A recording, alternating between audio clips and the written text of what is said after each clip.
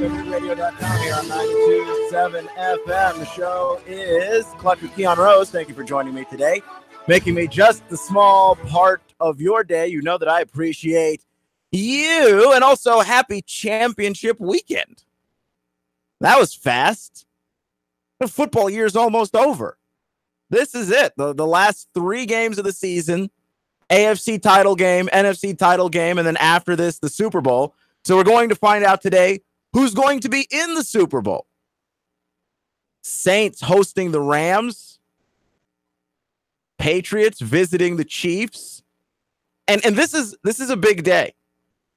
This is a really big day because you have outside of the fact that it's championship weekend, it's a really big day because you have 2 teams that needed home field advantage. The Saints are just money at home. It's hard to pick against Drew Brees and the Saints in the Superdome. It's tough. I struggle with that idea as much as I've been down on the Saints lately, and I did pick the Saints to go to the Super Bowl, and I did pick the Chiefs to go to the Super Bowl. So I'm still very much alive in this thing. But I worry about the Saints because their numbers offensively haven't been what they started the year with. The numbers offensively have been down somewhat. So I struggle with the idea that the Saints are this juggernaut. However, this is going to be an exciting weekend of football. These are the 4 best offenses in the league. According to Pro Football Focus, this is the top 4. A lot of points are going to be scored. And that means something because in this quarterback-driven league, in this offense-driven league, today's going to be a day about defense. What? Yeah, no, really, think about it. If everybody's good at offense, the team with the best defense has that much more of an advantage. And it's hard to tell who's the great defensive team here. It's tough because the Chiefs haven't been able to stop anybody all year long. All of a sudden, they show up, they slow down Andrew Luck and the Colts, who are playing really good football all year long. I don't know what to make of the Chiefs defensively. And by the way, as much as we make fun of the Chiefs secondary, the Chiefs pass rush, one of the best in the league. They lead the league in strip sacks, which is a fact that Tom Brady and the Patriots are very, very aware of. Let's see if we can get that going. It's just the best that we got, and it's that's how it should be in these games. Playing against the Patriots, who are in the AFC Championship game every single year of my entire life, pretty much. And so it's definitely a huge game. We're excited for the opportunity, and we're glad we're getting to play. The best and getting to compete against the best at this time of the year. Going against a team that score a lot of points, they lead the league in sacks, strip sacks. It's a good group, and I think everybody at every position has to play well. That's what championship games are all about. These aren't just handed to you on a silver platter and, here you go, here's your trip to the Super Bowl. You got to go fight them out. We've been in a lot of games that come down right to the end. So Tom Brady knows. Tom Brady knows what the deal is. This is a team that leads the league in strip sacks. That's dangerous, and Tom's aware, right? Like, this is why that guy's going to be in the Hall of Fame. Time and time again, we want to count him out. We want to say he's old. I was in that group of people saying Tom Brady is too old. And what did he do last week? He lit the Chargers on fire. Tom Brady has looked old pretty much all year. And I fell for it. I fell for it again. I've fallen for this for the last 3 years, and I don't know when I'm going to learn my lesson. You do not pick against Tom Brady at home. Last week, he lights the Chargers on fire. Doesn't look old then. Granted, the Chargers played cover 4 basically all game long against Brady, which I don't understand how you thought that was going to work. You got to make things difficult for Brady. You got to change things up. You got to get in his face. And I understand that it was hard to get in his face, right? Joey Bosa, it was very telling, right? Joey Bosa was mic'd up during that game, and Joey Bosa was talking to Tom Brady. Couldn't get to him. Here's what Joey Bosa said in the game while he was trying to get after Tom Brady.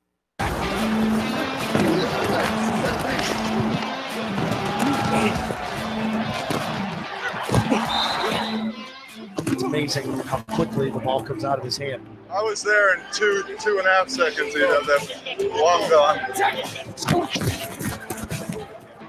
I don't think Brady's been touched today. I mean, it's been close. I just haven't seen him he's not gotten knocked to the ground. Stop throwing the ball so fast, Tom.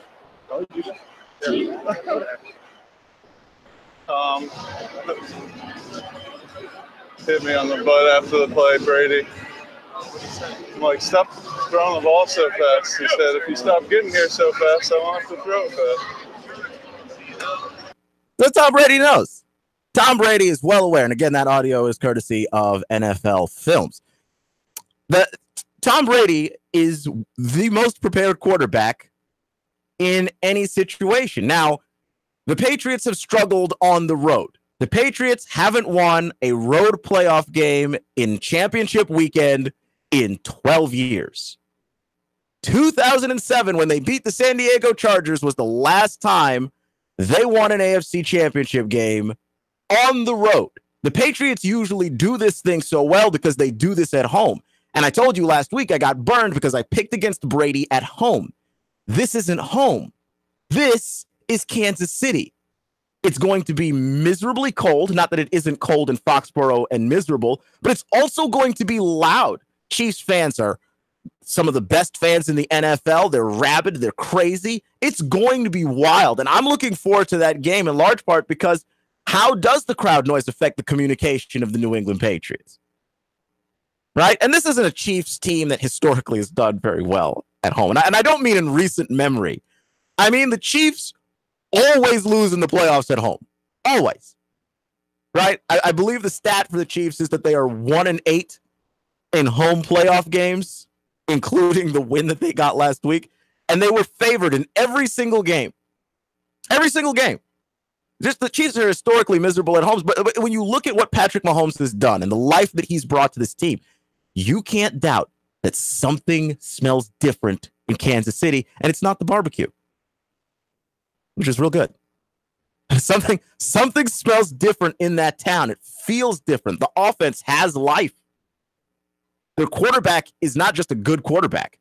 Quarterback's a stud. Their quarterback is the guy. Huge Patrick Mahomes fan.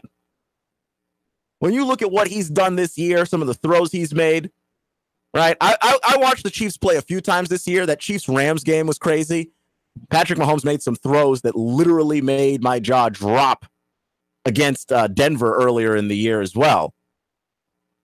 But he's something else. I watched some highlights last night because I just wanted to see some of the other plays that I missed throughout the year. The guy's bonkers. He changes arm angles like it's nothing.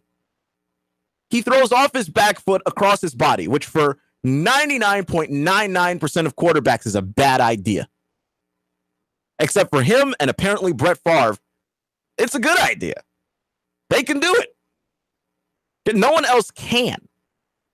It's like he makes plays that are physically impossible for other quarterbacks.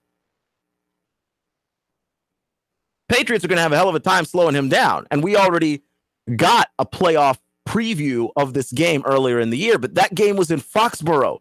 That game came down to the wire in Tom Brady's house. Bill Belichick doesn't lose to young quarterbacks at home, but this game's in Kansas City. And this isn't your usual lose in Kansas City kind of team. This is a team that plays good enough defense to be disruptive. And anytime you can get pressure on Brady, that's the key. And again, easier said than done. But that's the key. So we've got championship weekend. We're going to talk a little bit more about the Saints and the Rams also, because we've got 4 great coaches this weekend. All right, all 4 of these guys could potentially wind up in the Hall of Fame. Obviously, Sean McVay is just starting out. So I don't want to be premature with putting Sean McVay in the Hall of Fame, but he's already proven himself to be a very brilliant coach. But Andy Reid's a Hall of Famer, Bill Belichick's a Hall of Famer, and Sean Payton's a Hall of Famer when it's all said and done. Right? Like Sean McVay compared to those guys is a baby, but I mean, he's already shown himself to be incredibly brilliant. And we've got 4 great quarterbacks. You've got the 2 young millennials in Goff and Mahomes and the two Generation Xers in Brady and Breeze. We've got all of the matchups you could possibly want. So we're going to get into that a little bit later on. You're listening to All New Nuga Radio, NugaRadio.com. You're on 92.7 FM. We're streaming live on YouTube as well as being on the air on 92.7 FM. My NBA senses are tingling. I don't really want to talk NBA necessarily at this exact moment because it is NFL championship weekend and we do have so much football stuff to get into. But, like, James Harden has been really ridiculous. James Harden has been absolutely insane. And the other night, James Harden was giving it to the Lakers. Harden, step back, banks it home. Harden, straight on off the glass, and it's a three-point game. No, he's not going to go. I mean, James Harden has been handing out step backs like it's going out of style. And it's not just that James Harden is putting up Michael Jordan-esque numbers, which he is. But James Harden is a one-man band. You take James Harden off the Houston Rockets, and there's nothing there. Nothing. James Harden has played in, 10 straight games now in which he scored over 30 points? James Harden can't have a bad night. He can't have a misstep. Or this entire team sinks. And I know that the GM of the Rockets, Daryl Morey, we like to treat him like he's some kind of genius, some kind of mad scientist. Daryl Morey got James Harden. That is the best thing that Daryl Morey did. And while we have seen Rockets teams that are designed very well, the most important thing that Daryl Morey has done in this entire situation is acquire James Harden. Because James Harden is proving himself to be just an absolute terror. He dropped 48 on the Lakers. And that is 2 nights after he dropped 58 on the Nets. And that is not the first time that James Harden has dropped 50 points that week. James Harden, going back the last 2 weeks, has been nothing short of insane. And I only have 2 questions about this. One, how long can he keep this up? It doesn't seem physically possible. Right? Like, it doesn't seem physically possible. He's averaging 35.7 points a game. And he's shooting the ball 30 times a game. It's a large number already. But who else is going to do it? And I want to put this into context because I don't want to treat James Harden like this is some kind of timeless performance. Because when we talk about a timeless performance is a performance where you put this at any time in history and it goes. Like, you can't put this in the 90s. Right? Like, this is one of those things where if you're the basketball purist, you go, well, this is what's wrong with basketball. James Harden is using trickery as much as anything else to get himself all those points. But if you're the person that thinks, well, NBA players, all they do is dunk, James Harden has to be the guy for you. James Harden is using a variety of tricks, ball handling, whatever you want to call his step back, because it does border on a travel. But even if you want to dispute the method that James Harden is using, if it was so easy to duplicate, how come nobody else can do it? How come no one else can do it? He's right now, as far as offensive players go, because the guy still doesn't play a lick of defense. As far as offensive players go, is he not the best there is? He can get a shot whenever he wants, and when he can't get a shot, he gets to the free throw line. And the rules allow him to. Don't think this can work in the playoffs. But for an 82-game regular season, the rules are perfectly geared for what this guy is doing. They are perfectly set up for what he does and how he plays. It just seems like he's got to run out of gas at some point. This is not sustainable. This is simply not sustainable. This is the run of games that James Harden has had going back the last 10 games. James Harden has scored 48, 58, 57, 38, 43, 42, 32, 38, 44, and 43 going all the way back to December 31st. It's unreal. And the thing that's even crazier about it is his efficiency. He's shooting 43% from the field. He's shooting 37% from three. This isn't a guy that's just chucking up shots, right? Like we talked about Kobe Bryant's last game. Kobe went out scoring 60, which the Kobe stands will tell you this is proof of Kobe's greatness. Okay, sure. I think Kobe is great, but that's not the proof of his greatness. The fact that he took 1 million shots to score 60. That's not it. Right? Like he willed the team to a victory, but come on. They were giving him that one. Now, the proof for James Harden of his greatness is that he doesn't take a ton of shots. He's shooting 30 times a game. That's a lot of times to shoot. But he's hitting about 50% of those shots, especially over the last 10 games. He's not inefficient, right? Like he dropped 48 on the Lakers. He was 14 of 30. The game where he scored 38 points against the Magic, he was 1 of 17 from three. But he got to the line. And he knocked down his free throws when he got to the line. This is unreal. Have we ever seen a more efficient offensive player who's as ball dominant as James Harden is? Maybe LeBron. That's fantastic company. But I don't think that we should go into the territory of this is somehow Michael Jordan. The numbers are Jordan-esque, and that is impressive in and of itself.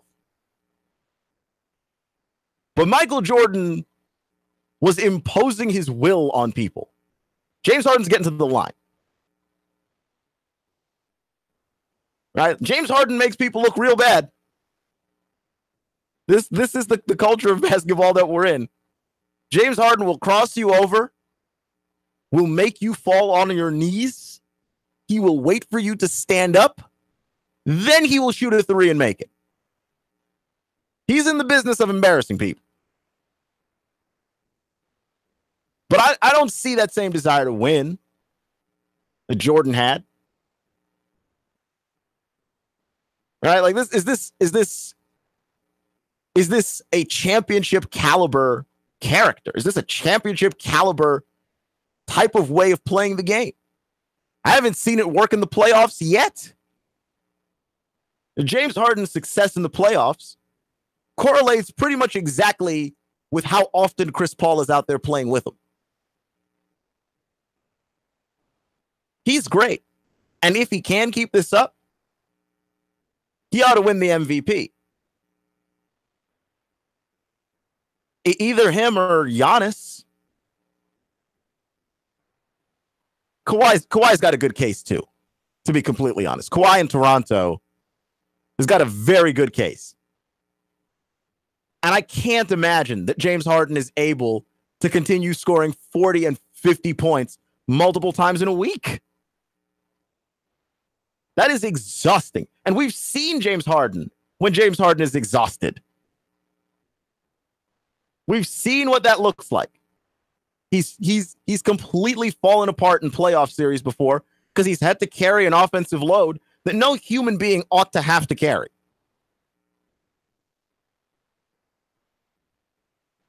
But he's carrying it. And we're not even halfway through the season. James Harden's going to burn out. The question is, What do the Rockets do then? And are we still going to be impressed with James Harden when it all starts to fall apart? You're listening to All New Nuga Radio, NugaRadio.com here on 92.7 FM. The show is Clutch with Keon Rose. We have 4 great quarterbacks in championship week. Breeze, Brady, Goff, Mahomes. And one of them is overrated, and it's not the one you think. Next.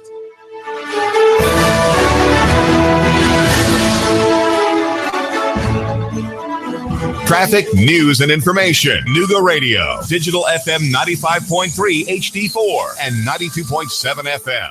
3, 2, 1. Chattanooga Radio. Digital FM 95.3 HD4. 92.7 FM's news now. Chattanooga police say 5 arrested at the Chattanooga Women's March on Saturday. According to CPD, they say the 5 were arrested standing in the roadway, refusing to move for traffic. The arrest happened near the intersection of Market Street and First Street. The Dunlap Fire Department says a woman killed in a single vehicle crash on State Road 28 near Press Pickett Road in Sequatchie County happened just after 8:30 a.m. Saturday morning. An infant was found secured in the back seat. The infant taken to the Children's Hospital. The extent of the injury is unknown at this time, and the cause of the crash is under investigation. And a man rescued from a vehicle early Saturday morning after being trapped for several hours in a Hickson ravine. Location was 5900 Gann Road. Emergency personnel from Dallas Bay cut the front windshield to free the man. The extent of his injuries are unknown. Val St. John for Nuga Radio, News Talk 92.7, Action News now.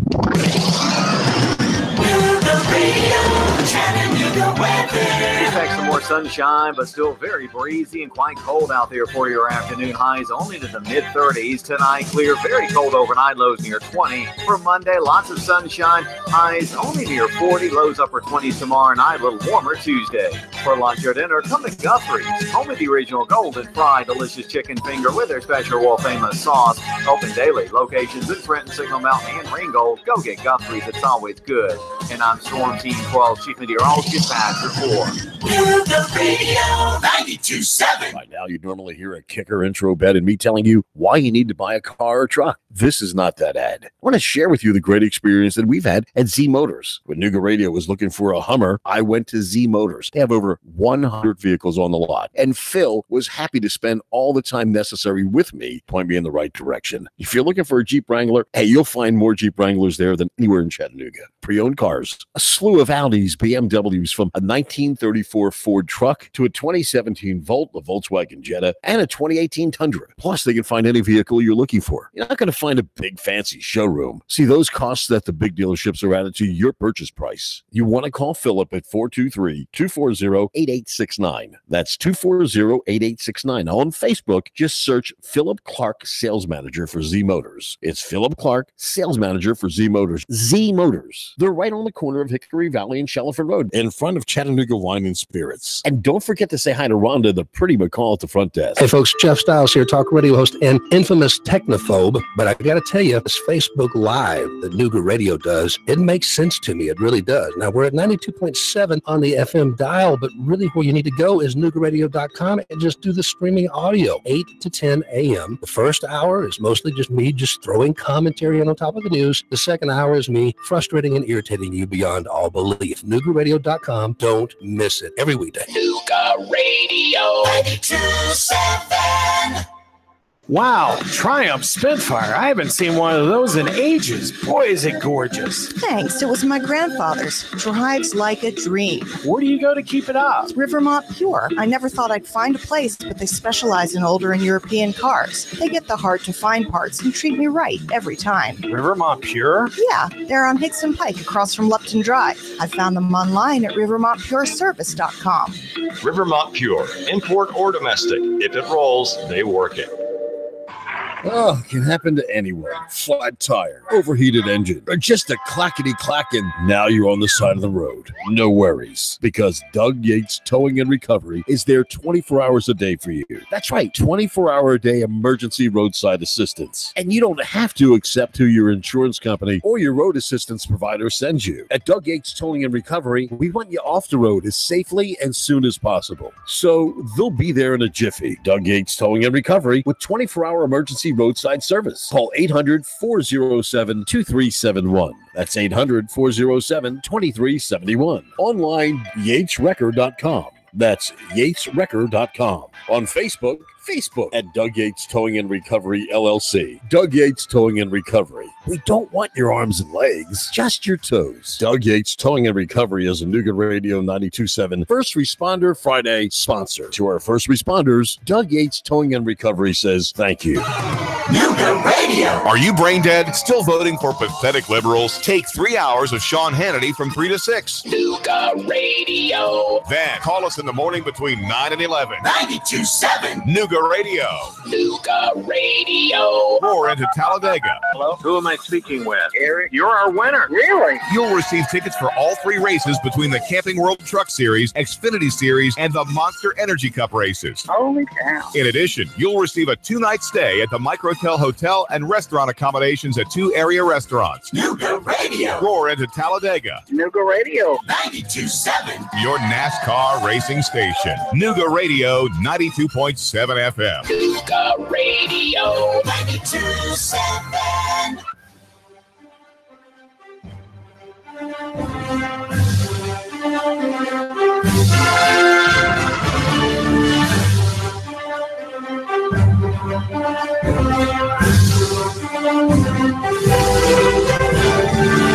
Hello, Chattanooga. You're listening to all new Nougat Radio, NougatRadio.com here on 92.7 FM. The show is Clutch with Keon Rose. Thank you for joining me today. Making it just a small part of your day. You know that I appreciate you. Hey, it's championship weekend. And I don't necessarily want to play the shoulda, coulda, woulda game. Right? I do like the alternate reality idea, but can we talk about how the Tuck rule changed everything? 3 days ago was the anniversary of the Tuck rule, which basically caused the Patriots dynasty. Through the Patriots dynasty and began it, where Tom Brady was strip sacked, and then they ruled that it wasn't a strip sack, that he actually tucked the ball instead of threw it or tried to throw it. It very confusing. And I went back and watched it. Still confusing. I'm still not sure how that wasn't a fumble. It's just one of those things where we forget it because there's nothing you can do about it, so you might as well move on. No point in staying angry. But that has to be one of the most confusing missed calls in sports. And it's a good example of how a missed call can change everything. Because Brady and the Patriots go on as a result of that call to beat the Raiders, to go to the Super Bowl, to win the Super Bowl. And they haven't looked back since, right? Played some audio from Patrick Mahomes in a press conference where he said something very staggering, which tells you both how long the Patriots have been dominant and how young Patrick Mahomes is. The Patriots have been in the AFC Championship game basically every year for Patrick Mahomes' entire life. Patrick Mahomes is much younger than me. I'm 28. Patrick Mahomes is like 22. He's younger than me. And yeah, Tom Brady and the Patriots have been in the AFC title game every year for Patrick Mahomes' entire life.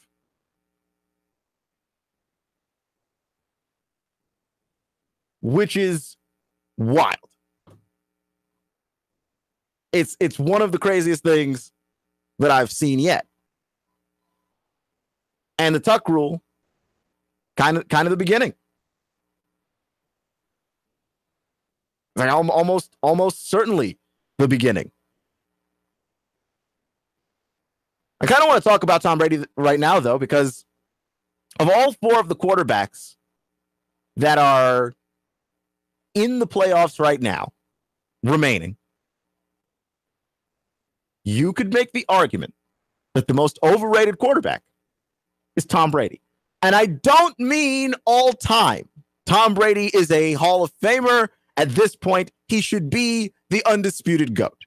Okay? We don't have arguments about this anymore. He's a 14-time Pro Bowler, 5-time Super Bowl champion, been to the Super Bowl 7 times. He's a 3-time MVP. All right? There isn't an award that the guy hasn't won. There isn't a stat that he hasn't held at some point in his career. We're not talking about Tom Brady's career being overrated. That is obviously crazy. And if you are still one of those people arguing this, look, I get into squabbles with this and with John Christopher all the time because Peyton Manning is his number one. And I love Peyton too. Okay. And if I had to pick a quarterback to win me a football game and I didn't know what kind of team I was going to have, I'd take Peyton. But if I had 1 2-minute drill, my life is on the line and I have to pick a quarterback, 1 2-minute drill, go up the field and score, I'm taking Brady. All right. The track record is pretty much there and proven over and over and over again. But this is Tom Brady's most season. You know, still completing around 65% of his passes. But I mean, 29 touchdowns to 11 interceptions. That's a pretty decent year for a lot of quarterbacks. That's pretty pedestrian for Brady. Especially when you're looking at a guy across the field in Patrick Mahomes who's thrown 50. And part of this is not Brady's fault. Part of this is look at the offense that they gave him. If I'm Tom Brady, I can't possibly imagine how upset I'd be if I were Tom Brady. Because Tom Brady's taking